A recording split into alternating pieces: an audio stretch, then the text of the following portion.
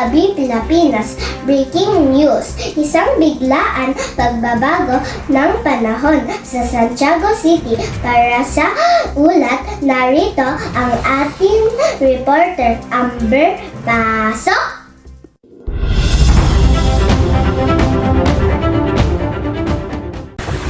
Magandang gabi. At ang tita ako sa Santiago City at biglang bumuhos ang malakas na ulan at basang-basa ang kalsada at malamig din yung hangin.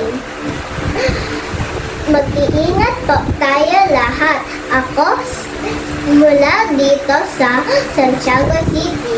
Ako, si Amber Lichu, nag-uulat ng live. Abangan ang susunod na updates. Magandang gabi!